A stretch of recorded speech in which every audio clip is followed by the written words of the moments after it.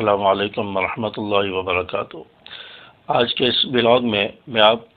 دوستوں کے ساتھ ایک ایسی غلطی جو ہم وضو کے اندر کرتے ہیں اور اس میں احتیاط نہیں کرتے، اور کئی لوگوں کو میں نے خود دیکھا ہے یہ غلطی کرتے ہوئے، تو ایسی غلطی جو وضو کے اندر اکثر لوگوں سے ہو جاتی ہے، وضو میں جلد بازی کی وجہ سے، احتیاط سے وضو نہ کرنے کی وجہ سے،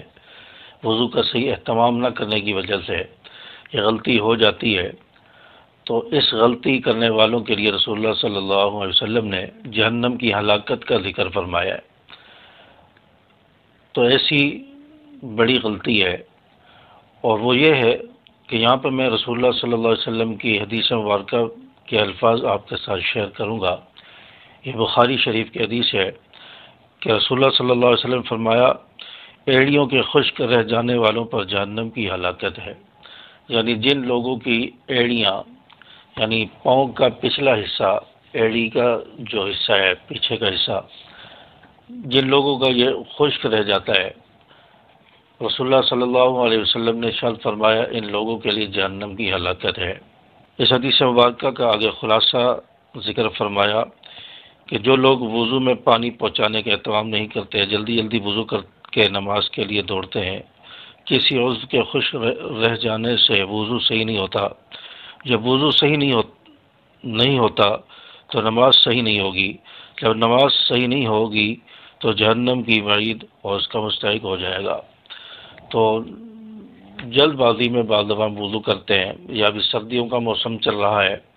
تو سردیوں کے اندر عموماً پاؤں پر خشکی ہو جاتی ہے، جسم کے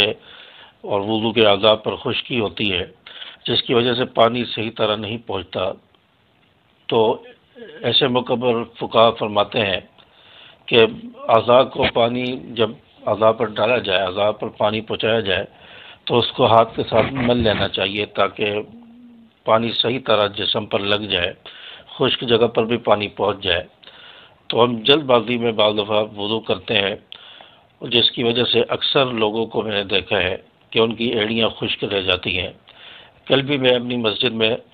نماز پڑھانے کے لیے جا رہا تھا، تو مجھ سے آگے ایک شخص جا رہا تھا وضو کر کے، ابھی تازہ وضو کر کے وضو خانے سے نکلا، تو اس کی ایڑی خشک تھی۔ تو اس کو میں نے ٹوکا کہ آپ کی ایڑی خشک ہے، وضو آپ کا صحیح نہیں ہوا، آپ جا کر دوبارہ وضو کریں۔ تو وہ حیران ہو گیا کہ وضو نہیں ہوا میرا، ایڑی خشک ہونے سے وضو نہیں ہوتا۔ یعنی لوگوں کو اب تک یہ بھی نہیں پتہ کہ وضو کے اعضاء میں سے کوئی حصہ خشک رہ جائے تو اس کا وضو نہیں ہوتا، حالانکہ یہ پاؤں کا ٹخنوں سمیت دھونا یہ فرض ہے، اور فرض جن اعضاء کا دھونا ہے اس میں سے کوئی حصہ بھی خشک رہ گیا تو وضو ہی نہیں ہوا۔ جب وضو نہیں ہوا تو نماز کیسے ہوگی؟ تو اس لیے رسول اللہ صلی اللہ علیہ وسلم نے حدیث مبارکہ میں فرمایا کہ جن لوگوں کے اعضاء یعنی ایڑیاں خشک رہ جاتی ہیں وضو کے دوران، ایڑی خشک رہ جانے سے وہ نماز پڑھ لیتے ہیں، ان کا وضو صحیح نہیں ہوتا، تو ایسے لوگوں کے لیے رسول اللہ صلی اللہ علیہ وسلم نے جہنم کی ہلاکت کا ذکر فرمایا۔ اس لیے میری مائیں بہنیں اور تمام دوست احباب اس چیز کا خیال رکھیں کہ پانی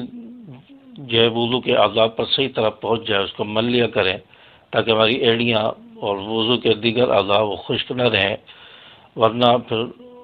اس حدیث کی روح سے ایسے لوگوں کے لیے ہلاکت کا جو وعید آپ صلی اللہ علیہ وسلم نے بیان فرمائی ہے۔ تو اللہ تبارک و تعالیٰ میں صحیح طور پر وضو کا اہتمام کرنے کی توفیق عطا فرمائے۔ السلام علیکم ورحمۃ اللہ۔